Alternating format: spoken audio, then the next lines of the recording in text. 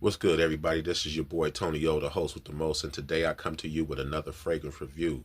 Now, before I get into this review, I'm going to tell you a little bit about how I actually got wind of this particular fragrance. One of my co-workers who does a lot of socializing and things along that line, I asked him to, recommend something to me. I was in the process of buying something new. This is when I was doing a lot of purchasing of different fragrances just because, and I was like, I need something new, bro. And he was like, he said, check out this YSL. You know what I'm saying? I was like, what it smell like? He was like, it's pretty good, man. I can't really describe it, but it's a pretty dope fragrance. So I said, okay, I'm gonna go check it out.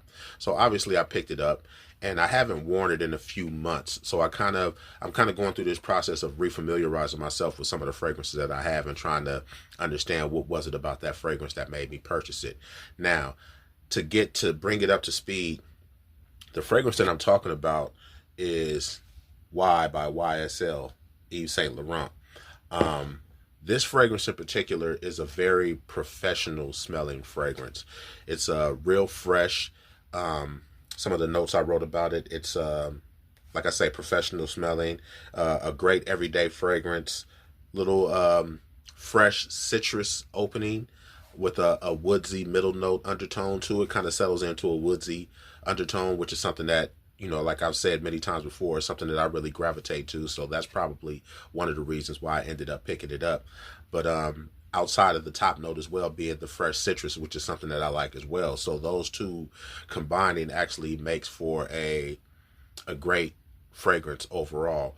I'll get into that a little bit later on. But some of the components of this fragrance are bergamot, ginger, apple, some sage, and some juniper, which are kind of like the top and middle notes. And then it gets into some amberwood, some tonka bean, which seems to be a recurring fragrance in a lot of the fragrances that I like, is that tonka bean. I got to see what that smells like by itself.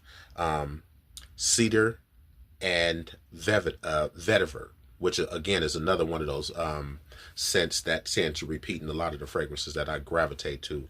But what I've also found out about this fragrance while I was doing a little bit of research on it is there's like 5 different levels to this particular fragrance itself. So the 5 different levels are your EDT, which is your eau de toilette, your EDP, which is your eau de parfum. They have a lait parfum, which is the first time I've ever heard that. They also have the elixir, which I'll tell you a little bit about that a little bit down the line. And there was one more. What was it? Damn it, I wrote. Oh, the Parfum Intense. Okay, so that was the other one. Now, as far as price range goes, this right here is a 3.3 ounce bottle, and this will run you anywhere from maybe 120 up to 160, 170 bucks. But for a good pickup, you might look at the 2 ounce of the EDP, or should I say the EDT, the eau de toilette, which you could probably get for about 100 bucks. But from bottom to top, this fragrance could run you anywhere from 100 up to 200 bucks.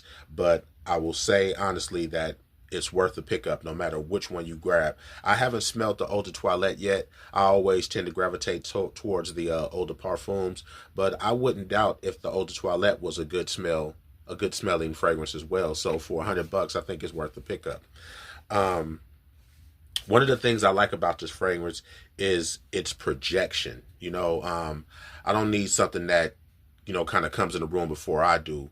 But once I step in the room, man, I like for people to know that I'm here, you know what I'm saying? And I ain't like the rest of these cats, you know what I'm saying? So I'd give the projection on this like an 8.5, maybe an 8 or 8.5. The longevity on it, since it is my fragrance for today, and I've been rocking it since about 7 or 8 o'clock this morning, I got about a good 4 or 5 hours out of it, and I really liked the overall stay of it. So I hit myself one more time, you know what I'm saying, after that fifth hour, just to see what would happen if I layered it how long it would last me throughout the day if I can get about 12 hours out of it. So that's kind of what my goal is today, is to see how long I can actually get out of this actual fragrance if I hit it in layers. You know what I'm saying? The intensity of it, it's not a very strong permeating smell, but like I said, you know it's there. You won't go unnoticed, you know what I'm saying, wearing this particular fragrance. It's actually a good fragrance in that sense, and I give that